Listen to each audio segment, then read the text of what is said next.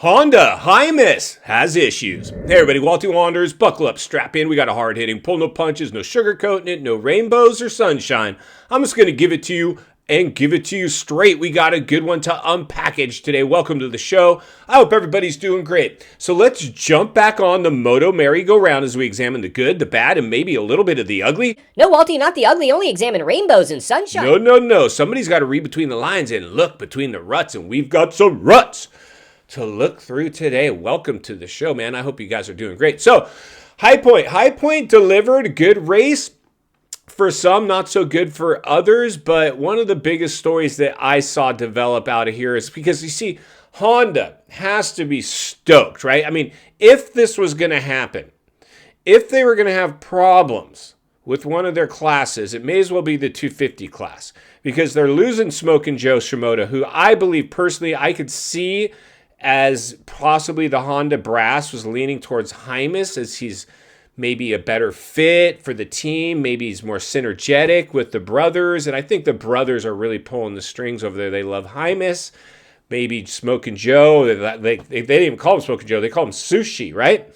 And the fact that, Lucas Myrtle negotiated all their deals and Smokin' Joe is the one holdout, the last to fire him. Smokin' Joe got the axe. And so, I don't know. I mean, with the 250 program, and typically with your 450 program as well, is you have your one top big money guy and then your supporting cast, right? The guy that you didn't have to pay. Most teams can't afford to have two massive championship threats. That's like it's rare to see over at Star Racing Yamaha where you have Cooper Webb and Eli Tomac, and that's why we're going to lose Eli and they're going to keep Cooper Webb. And, understandably so, Cooper Webb just won the Supercross Championship. Eli's at the end of his career. Not to say that Cooper Webb maybe doesn't have as many years left in him. I personally think we probably saw the last championship we're going to see out of Cooper Webb. But I've been wrong before. There's all, this is Moto. Anything can happen. But I think this might be it. He's at the age now when you start having kids and family and responsibility. You're not as willing to go full send. So with that being said, if you're Honda and you have your 250s class. Now, with Hymus, this is ugly. This is really ugly because they kept Hymus, and Hymus looks like he's injured again. He is injured. It's really the extent of the injury. How far will it reach? What kind of impact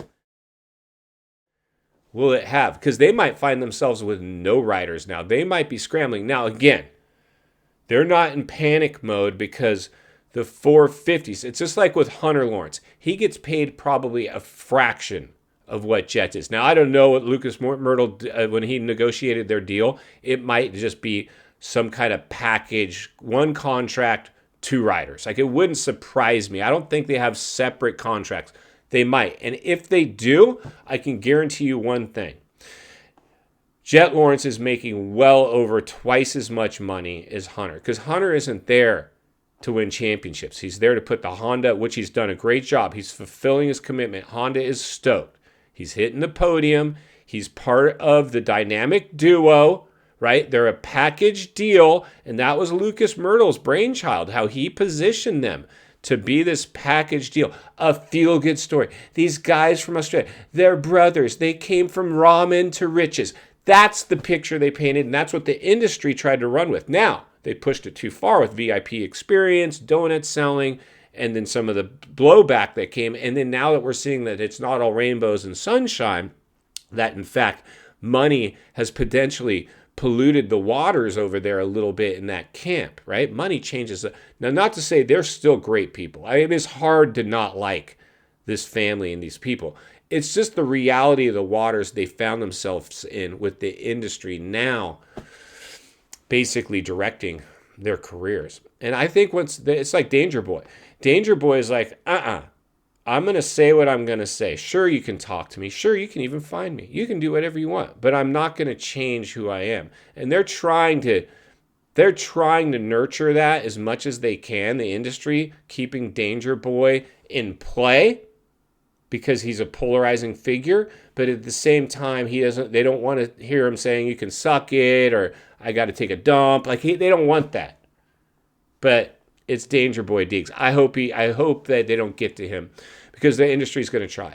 They're going to try for sure. But Hymus here, on the other hand, he's had plenty of these ACLs, and he's too young. And so at Honda, whether it's an ACL or not, it's a serious knee injury. I guess right now as we're recording, I mean, the information might already be out, and whether we can believe the information that's given to us or not is open for interpretation, right? We don't know. We don't know if most of these people try to keep their injuries under wraps. Why, you ask? Of course, I'm going to tell you, because they need to make sure that their commodities are still high. If they reveal that they've got an injury that could be career threatening, they're going to limit themselves. So they're going to keep as much of this hush hush as possible. But there's certain things at some point there's just no hiding it. But Honda might be in the situation now where they chose Hymus over Smokin' Joe. Smokin' Joe is efficient. He hasn't had the big injury. I'm really shocked. And this leads me to believe the only reason Smokin' Joe is not going to be at Honda anymore isn't because Honda decided on their own that Hymus was their guy and they couldn't afford to pay both Joe and Hymus, because they can. Clearly, they've got an open checkbook policy over there because they're paying for the Wonder Boy more money than anybody's ever made in the history of our sport. They've got money. And those 250 programs, the way they pitched it to these 250 kids is, hey, listen, we're grooming you. Eventually, you could be our 450 guy. This is your opportunity. You're going to be teamed up with the Lawrence brothers. People would pay for this type of exposure.